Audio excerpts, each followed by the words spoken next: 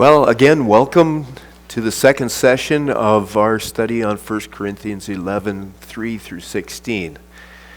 Last time we were talking, and I'm going to do a few things with review about what we talked about, but just very briefly. A couple of things that I wanted to mention is that I said in my opening remarks that from the old country western song, "Leave Your Guns at Home," it could have been misunderstood that I meant you leave your guns at home, but I get to bring all of mine. And I want to assure you is that I'm leaving my guns at home too. And guns have to do with our doctrinal biases, and biases have to do with the way we lean, the way we bend things to what we've already decided is true. And so I know that it is difficult to do that because our guns are very precious to us. And so we'll just try our best to forbear with one another, and blessed is he that has ears to hear. Now, I want to show this bullseye that I had last time. And this is what I am structuring my whole study around, is that we start from the outer circles and we're going to work our way into the center of that. And we have been working on the historical context of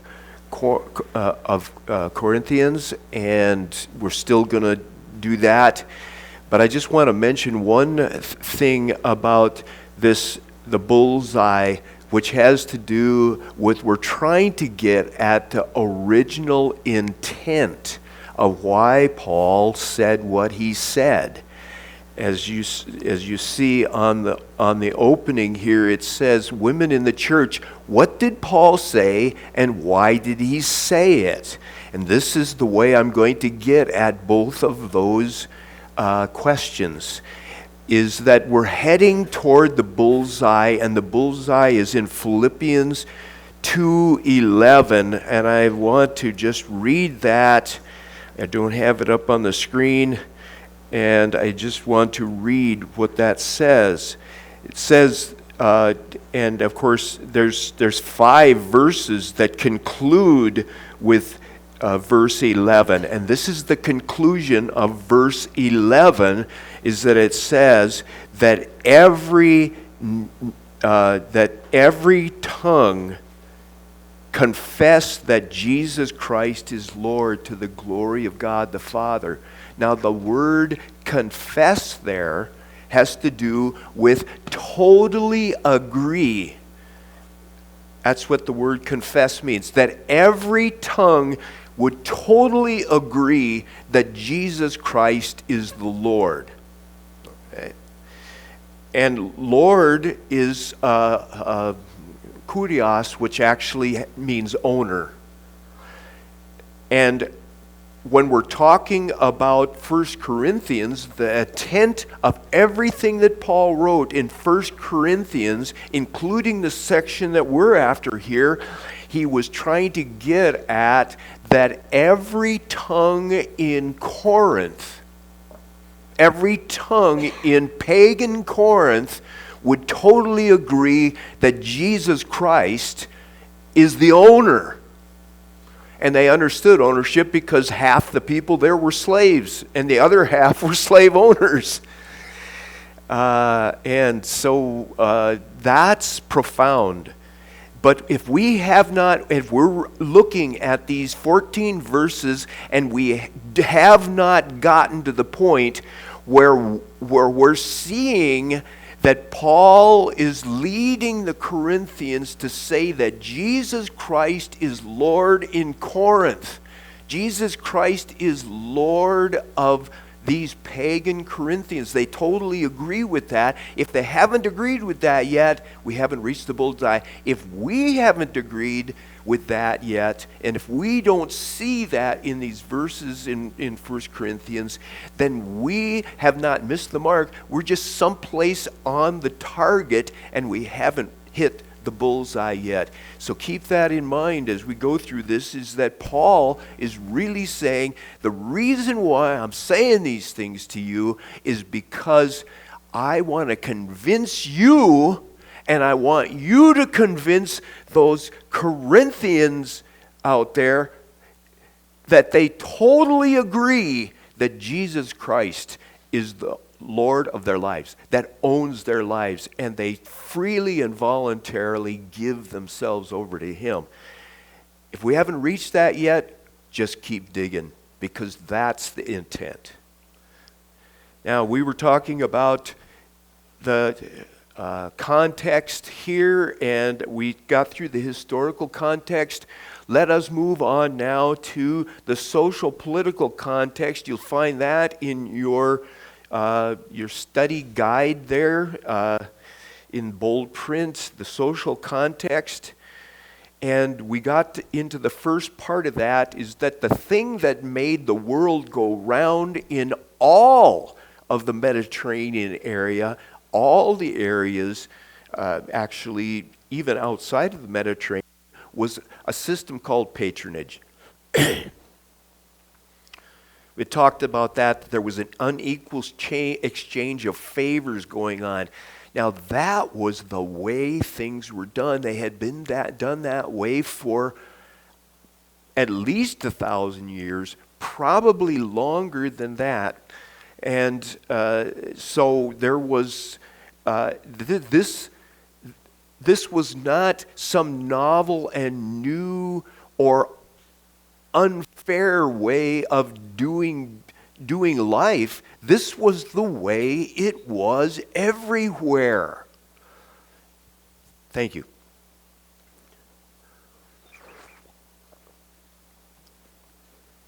And it ran on this unequal exchange. I'll give you what you need. I will first of all find out what you need. And then I will give you what you need. But in so doing, you are now obligated by everybody around you, by the law, by your family, by your tribe, by your nation, to give that one that gave you what you needed whatever they ask for. If you didn't, there was incredible punishments that were given. You could be banished from your family because you shamed your family by not fulfilling your obligations. Sounds very Norwegian, doesn't it? Well, this wasn't just Greeks and Romans. This was the way things were done everywhere. They all ran on this system. Down in Africa, they did this too. In the Far East, they were doing the patronage system. It was the way, it was the motor of the whole thing. So, without belaboring that any further, I just want to get to this next thing, is that everyone was either a patron. A patron was somebody who was giving what you needed. And the one who was receiving it was called a client. And that's a term we use even to this day in America here, is that a client at that time was not somebody we had a contract with that said that we will provide a service for you and you will give me equal remuneration for that. No, this was a client that had to, by honor and by the punishments that could come if you didn't. Jeff was telling me the other day about 20 pages of what would happen to him if he didn't meet the deadline of the order that he had to provide goods, provide something he manufactures. 20 pages of fine print about what would happen legally, okay? But see, they had an extra thing, is that this would happen to you socially, This would happen to you in your relationships. This would happen to you in every area of your life if you did not fulfill your obligations. So this is the reason why they didn't like Paul in Corinth, is because they said, we want to do you favors. We want to pay you to minister. And he said, I won't take one red cent from you. And you know what? They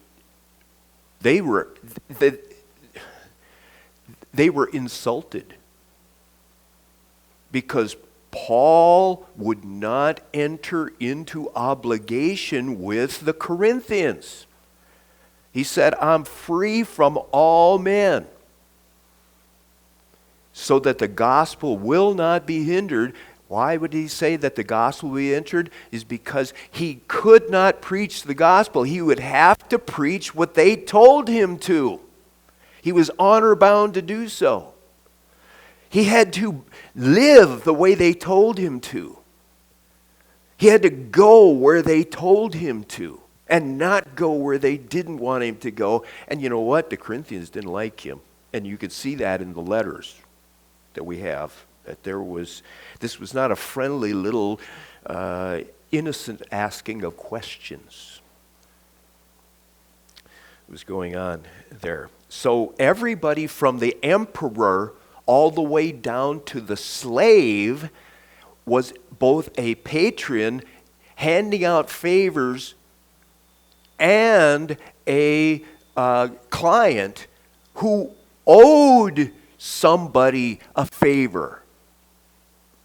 And that was the way things ran the whole way. In fact, the emperor says, I am a client of the gods. The gods do me favors. That's why I'm in the position I'm in. And I am obligated to the gods to tell you what to give me. Sounds like televangelist, doesn't it? Yeah, there's patronage everywhere, even in our society, going on, and we'll talk a little bit more about that as we go along.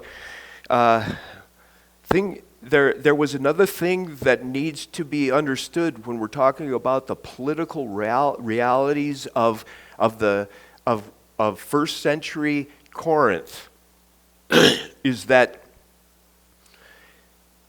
the church met in homes. Church met in homes. You just go, yeah, that's right, they did. They met in homes. Or they rented arenas when they wanted to get a larger group together. Now, the thing about it is that it just so happens that was not a new idea at all in Corinth. Guess who else met in homes and rented arenas?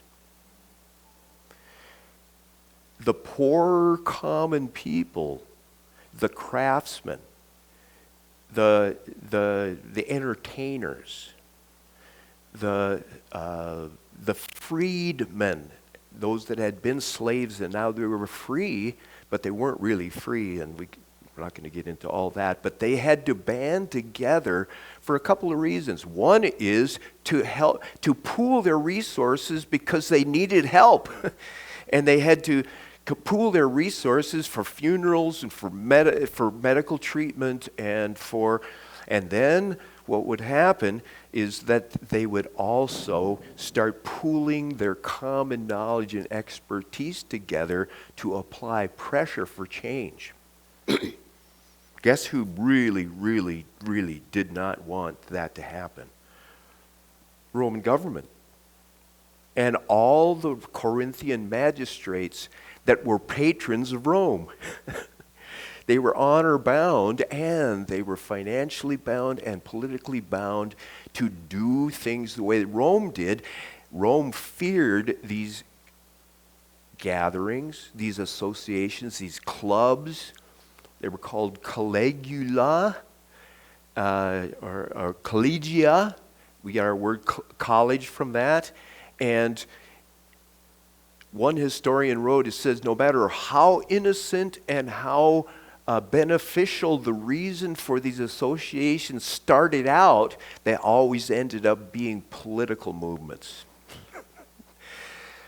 No, that's a no. You can't do that. You will not do that. You will not do that. So one of the rules that they made was they said these collegias, these clubs, these associations, which looked surprisingly like an ecclesia church. A collegia looked like an ecclesia in all kinds of outward ways, because the ecclesia was supposed to do the same thing, take care of each other, mutual support, fellowship, the sharing and giving and taking and supporting each other in all kinds of ways. To the Roman government, they looked the same. So you had these collegias meeting in homes and arenas. You had ecclesias meeting in homes and arenas along the way. Roman government decided to do something. They were going to curtail this thing. They said you could only meet once a month. Only meet once a month. Well, guess what? The ecclesias met once a week. So guess what? They were constantly under the suspicion of the Corinthian magistrates, the representatives of the Roman law, because they were meeting more than they were supposed to. And so they were constantly under suspicion. Guess what? Those magistrates would send spies. Find out what they're up to in these ecclesias of theirs. And they were doing that, and we get further into these verses here, and we find out that one of the reasons why he was saying you need to do this because of the people that are coming in, and then they're reporting back. It says that 2 places in this letter. We'll get to those. Another thing about the context here is that it was an honor and shame society, and that means that was very deeply rooted in them, and it had to do with in our society here, honor or shame. Yeah, they're kind of, but they don't have the seriousness that it had in Corinth in the first century. It doesn't have the honor and shame does not have the seriousness of most of the world today here. But we still have honor shame society here, and we can tell it in a lot of ways.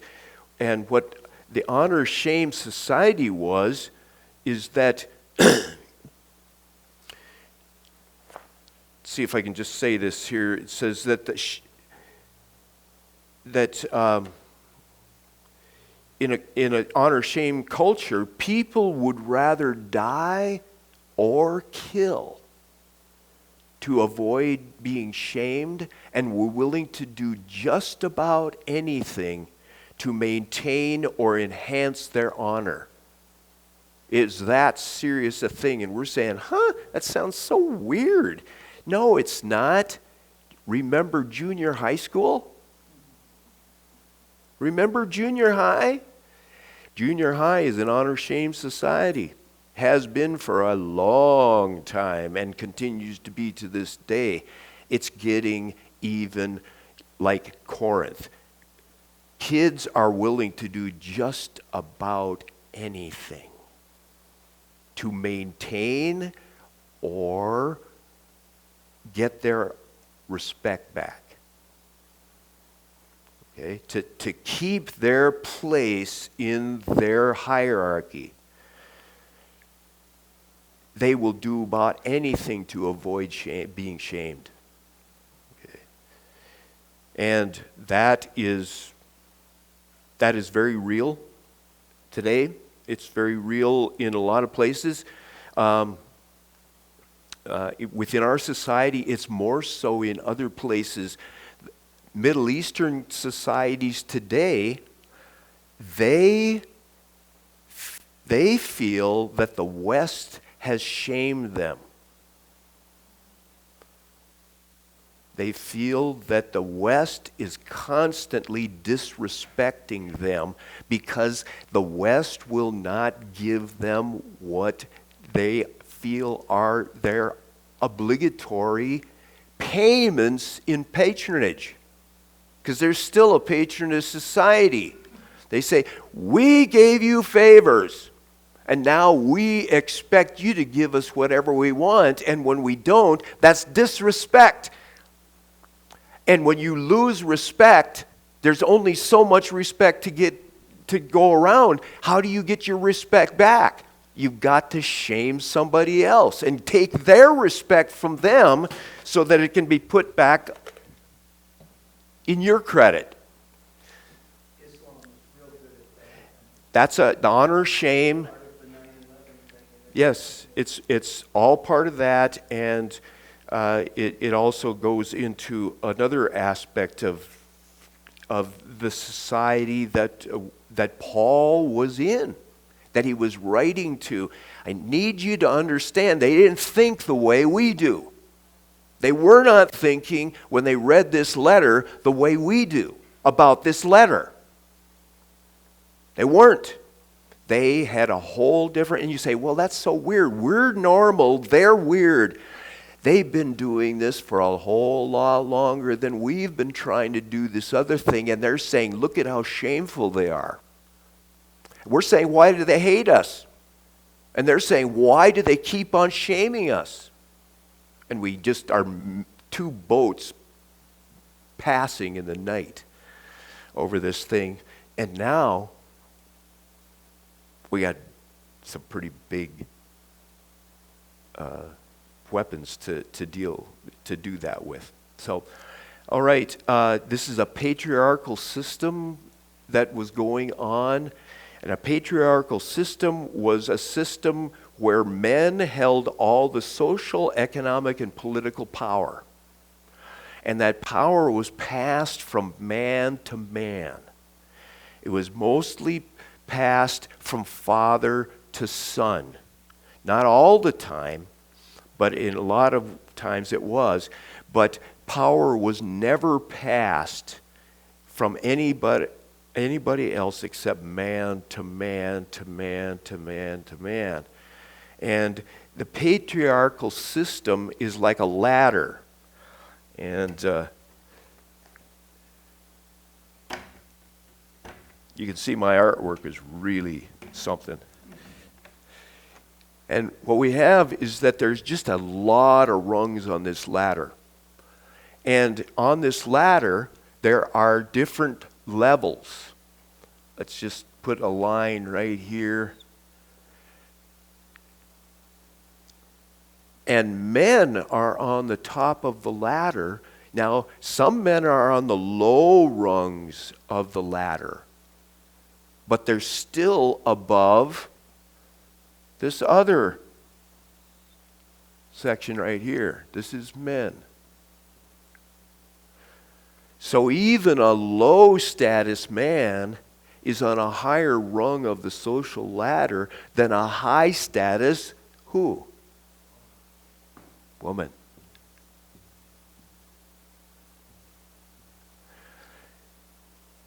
So even if you're a high status woman and you come up against a low status man, guess who's gonna? Yeah.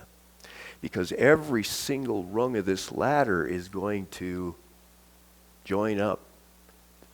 Women complain that that's going on to this very day. That's going on to this very day. Yeah, yes. Okay? How would we know? We're blind. We're just occupied with our rung on the ladder. Well, even the lowest status woman has more status than this next level down here. What's this next level here? We aren't down to the bottom yet.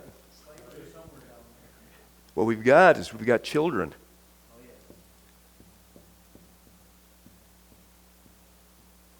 All right. Paul even shows some of his patriarchal stuff when he says that even a child that's a high status child is no better than down here. Their status is way down. Status is way down in that. So you've got high status children, and this is where it really runs afoul, is in this area right here.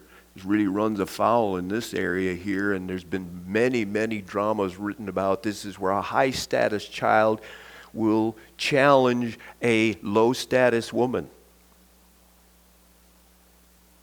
Okay. This is okay. So, and here we have these are freeborn children. Okay. Then we've got this next level down here. And that has to do, well, we should actually put two in here. One is slave men and slave women. Okay, and then under that, at the very bottom of the whole thing, is slave children.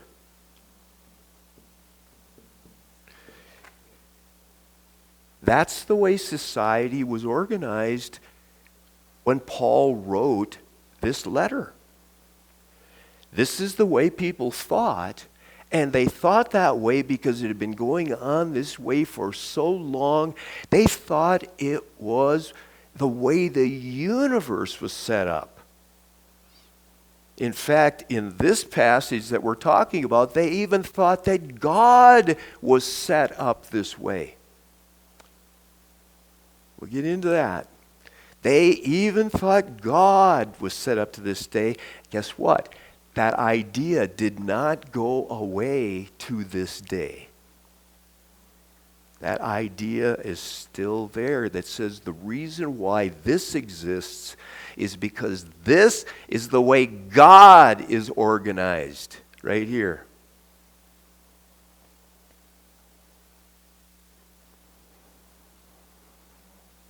Okay, something for you to really chew on there. This is who he was writing to. This is who was getting these letters. And these are the people that did not like what he was talking about at all. Along the way, there was another area in this, and that's called, this was a collectivist society. Collectivism means this, that the well-being and worth of an individual, my worth and well-being originates from the well-being and worth of my family, my clan, my tribe, my community, my nation. And the only way that I can be honorable is if my family is honored, if my tribe is honored, if my clan is honored. I cannot be honored by doing honorable things myself. Honor always passes me by and goes to the family. Okay. You'll do just about anything to bring honor to your family, your tribe, your clan, your gang, your political party, your sports team, and there's many other things along the way that we have this collectivist idea. How many of you, after the Vikings win, have a sense of honor because you're from this clan, right? This tribe. Yeah, skull. Okay, and every one of these has got this thing. When they lose, there is a sense that the whole state has been shamed. That's collectivism. You thought that had to do with Soviet Union? That's here. right now with us. Now, the thing about it is that when you live in a collectivist society and you have a collectivist mentality, your well-being is not dependent upon you being honorable yourself.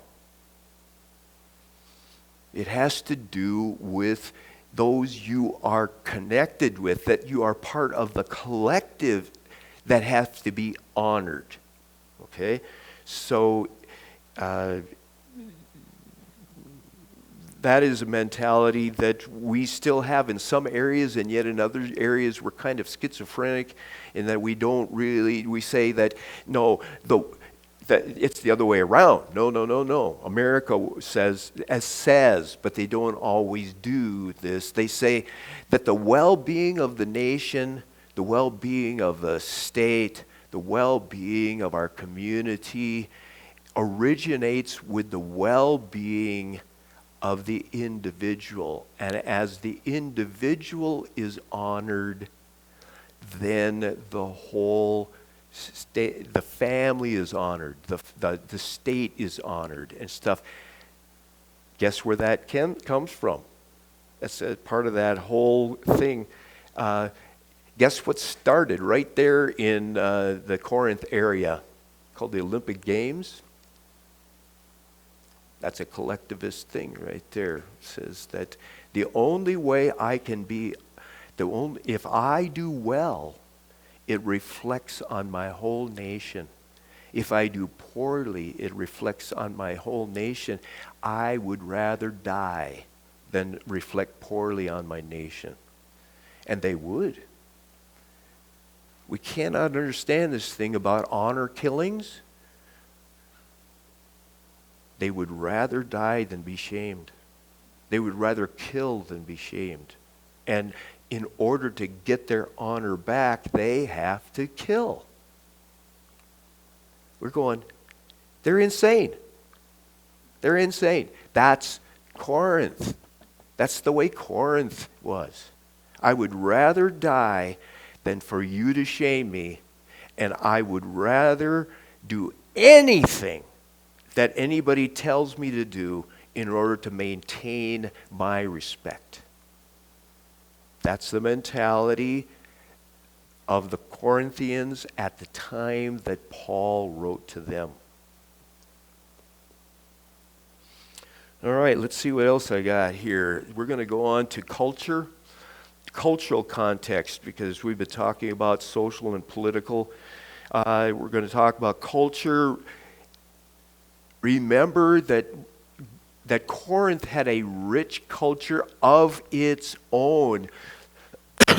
For centuries and centuries and centuries, it was wealthy, it was successful because of the location of, just the geographic location of it.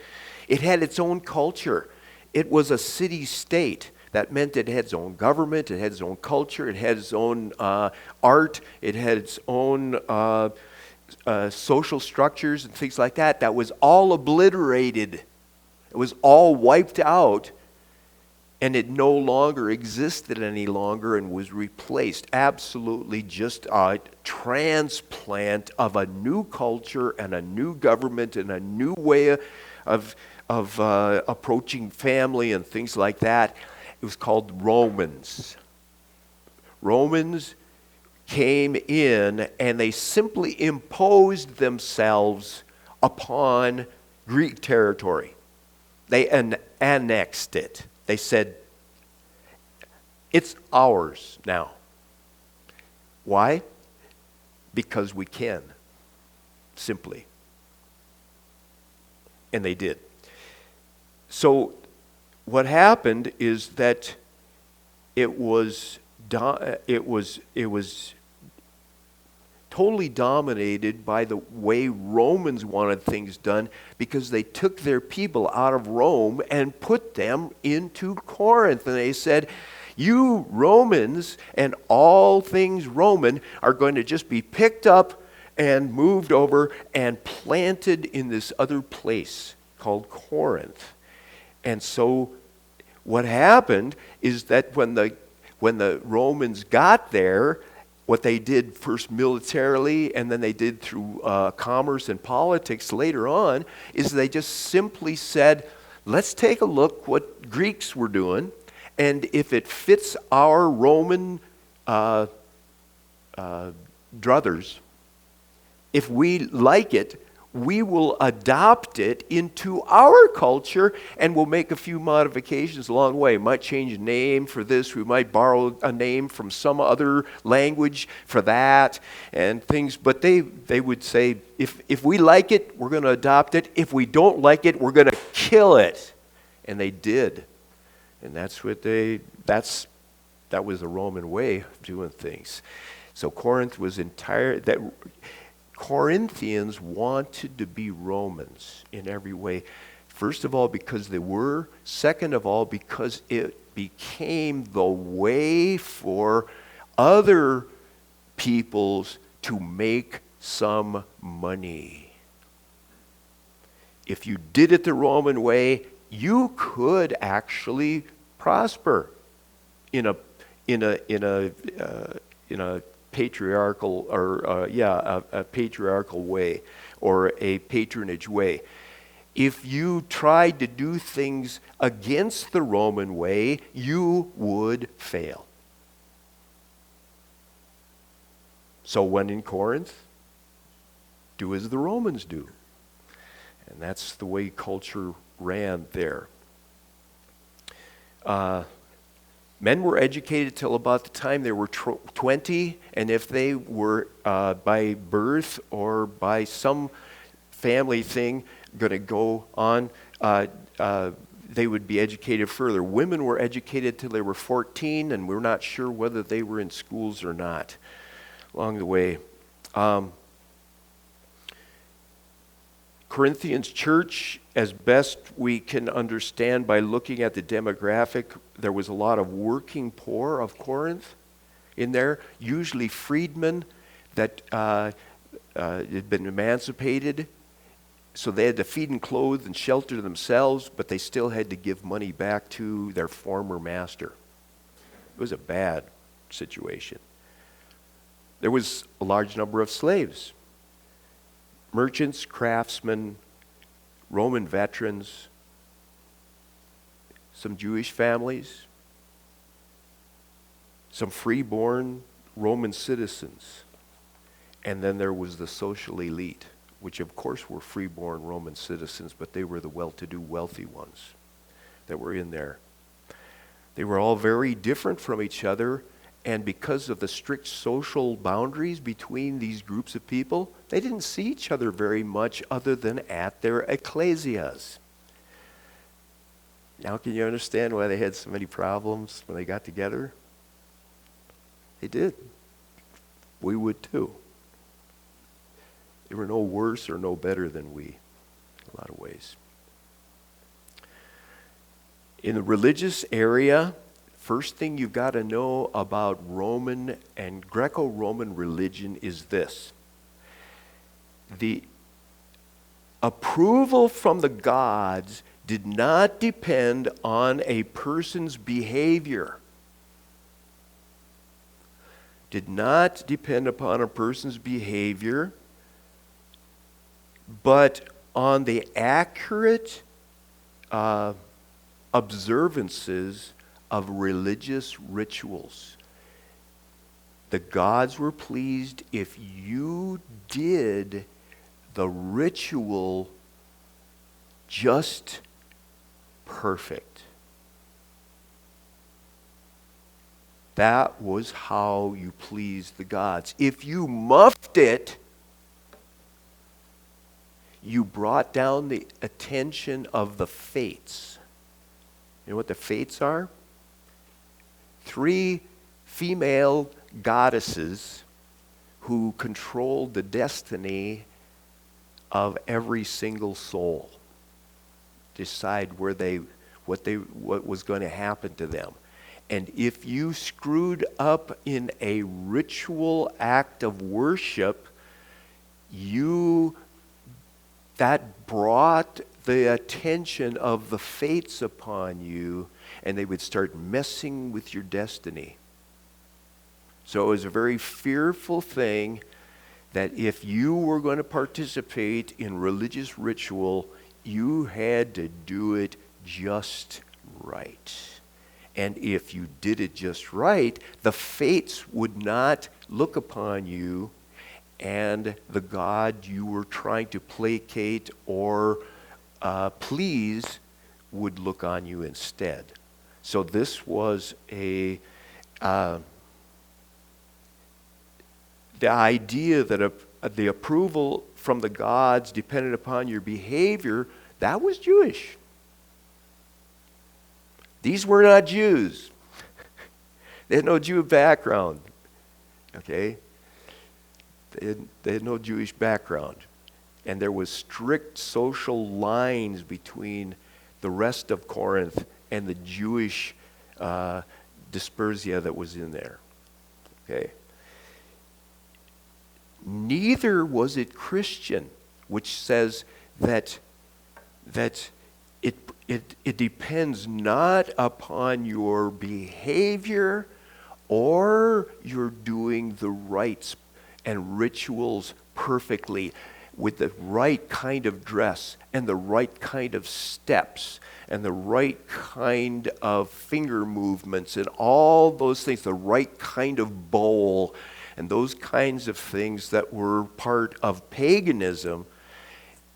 And it was, and because Christianity says it's not your behavior, it's not doing the rituals correctly, it's the blood of Jesus Christ and Him alone, and Him alone. And they said, we have nothing in our minds that can get that. It was not there at all in Roman religion. Now, the interesting thing is that the Corinthians had and by extension, the Romans, where the Corinthians became a part of the Roman religious system, they had a very low, and before that, when they were a city-state, they had the same thing, because they wrote down what they thought the gods were like too, in classical Greek times. The thing is that they had a very low opinion of their gods. They had a very low view of their gods. You can read, and some of you probably have at least a smattering of familiarity with the gods. They were really a lot like squabbling children with superpowers. They were vindictive. They had short tempers. They were jealous. And they were feared, and all of their religion was centered around placating them, avoiding their wrath, currying favor. It was a patronage system where the gods held all the cards. And the only way you could get some of those cards for yourself was to please them, do them whatever they wanted you to do, so that they in turn would give you what you needed. See? And depending upon what it was that you needed, they transferred that onto their gods. So if you needed your competitor or your opponent to die, you went to the gods, because the gods understood that. And 1 Corinthians talks about that too. It talks about curses along the way. Their gods and the Corinthians were exactly the same, only the gods had more power and more wealth and things like that. So it was, and they were under obligation to do what the gods wanted. Guess what? That puts priests and priestesses in some pretty interesting places, right? Because I will tell you what the gods want from you.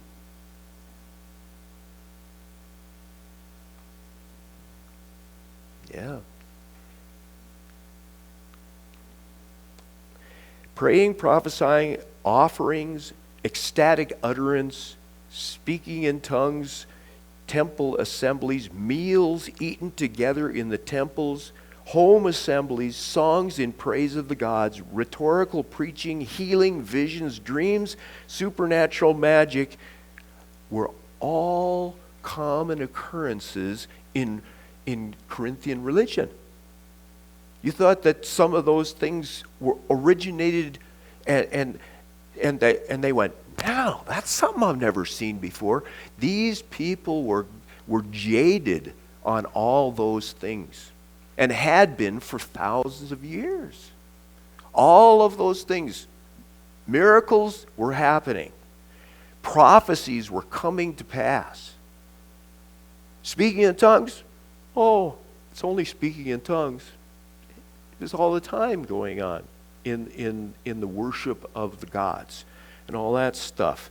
So these people were God-weary and extremely cynical. And the job of the church was to raise up Jesus Christ so that these kinds of people would agree fully that Jesus Christ was the Lord above all lords and the God above all the rest of the gods. That was the challenge. These people had not just fallen off the turnip wagon yesterday when it came to religion.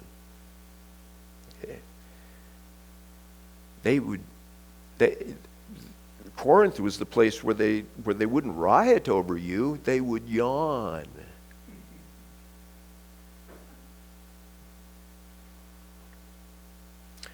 Interesting thing is because all these things there was a Christian aspect to these things that the Spirit was trying to teach through the apostle, is that the converts from paganism, they had a whole pedigree of paganism and all kinds of religious experience. All kinds of religious experience in their background. They would say, this thing about communion, that's a whole lot like the meals that we take in the temple of Apollo. Okay? So let's take our meal in the temple of Apollo, where it's all set up. They had fantastic dining facilities in these temples. Let's take our meals in the temple of Apollo. If there's a little meat that's been offered to Apollo in honor of Apollo, yeah, so Paul had to write about those kinds of things where they were taking their cues from their past religious experience and incorporating that into their Christian experience and saying, potato, potato. What's the difference? It's the same. It's all the same stuff. And here's where we get into this area, is that in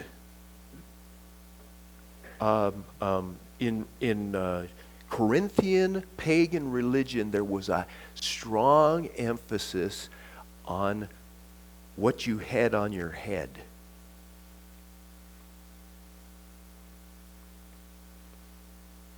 Remember I said you had to do these rituals just right, or the fates would take notice. It's kind of like the eye of Sauron would just go on you. Okay, if you know what the eye of Sauron is, it's part of our own culture. So you had to do things just right, and you had to be so careful about the way you did things to do them the way the God wanted you to do them.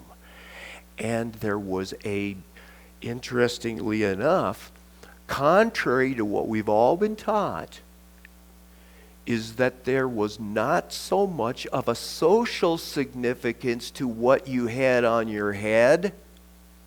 And you're going to see some things here in just a second. there was a extremely heavy religious significance about what you had on your head. Let's take a look at some of these things right now. One of the things is that there was that men who participated in these careful religious rituals and offered up offerings and offered up prayers to the gods and had to do things. They had to be dressed just right. They had to walk just right. They had to hold certain bowls and all these things. And they go, sounds like something we've heard about, right? All this ritual stuff going on. One of the things is that there was a requirement by the gods all the way through Roman worship is that men needed to come before the gods with their head covered. Do you know that? Hardly anybody knows that. They say, no, Romans, they all had their heads, Roman men, they're all seen bareheaded. This is a beautiful young woman, height of femininity, with her head covered, right? And you say, that proves my point. Women wore head coverings, men had their head bare. Women were not seen without their heads covered. Guess who that is? Do you know who that is? Beautiful young woman, shaved nicely. That's Caesar Augustus. This particular statue was duplicated many times and put in many different cities throughout the Roman Empire to give the other nations that they had conquered the idea of what a real Roman man was like. This was real Roman manhood right here. They didn't want them thinking about the soldiers that came in and had butchered everybody and burned, and crucified and all that stuff like that. They wanted, this was the propaganda of the Romans that said, this is what a Roman man, this is a man's man right here. Here's another beautiful woman right here. Guess who that is? That's Emperor Nero. Same thing right there. Statues were put all over the place saying, this is a man's man. Don't think about the burning of Rome. Don't think about the brutality. Don't think about that stuff. Think about this right here. That's a man. That's a man. This is a woman doing the prescribed dance that she had trained for and was doing with all her might and main to do it exactly right in the worship of Dionysus. This is another sculpture, not a painting on a piece of pottery, but this is a sculpture of the same thing. Long hair, and it was loose. It was loose. No head covering. No head covering before the gods by women.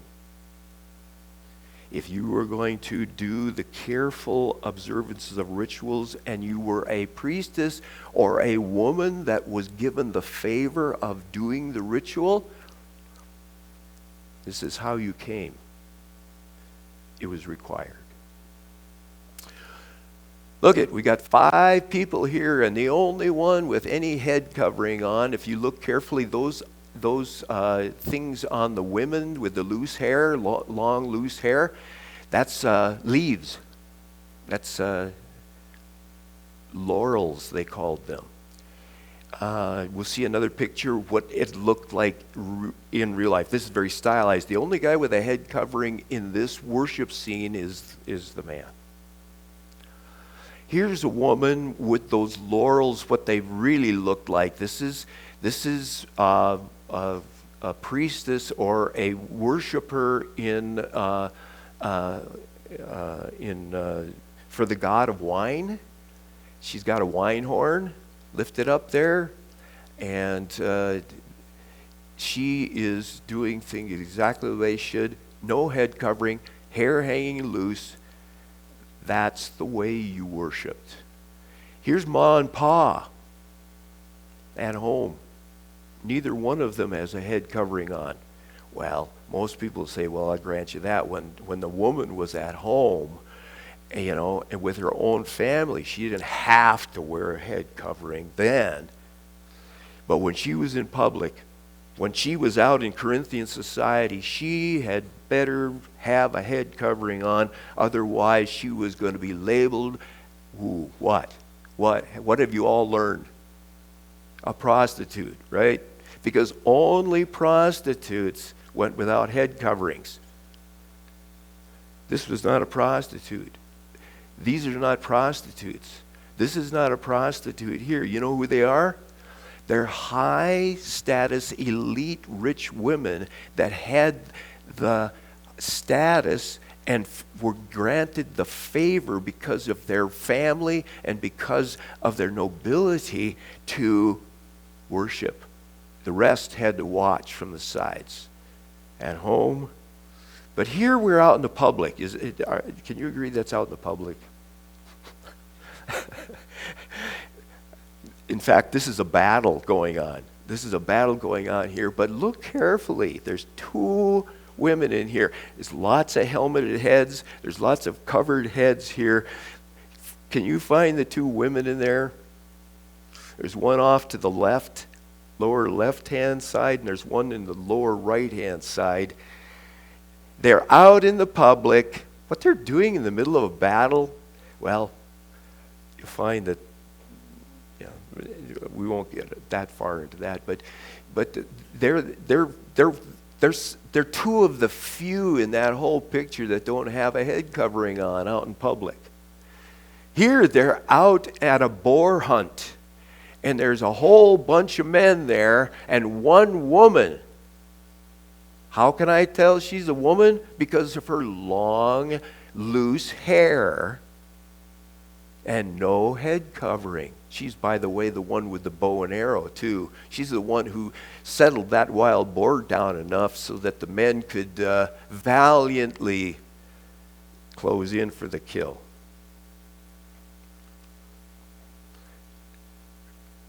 Conversation, and this is part of a larger relief where they're out in the public, both the man and the woman, no head covering. It did not have that much of a social significance. Here's another public place where there is something going on here as far as ritual goes. One woman has a head covering on, the other one does not.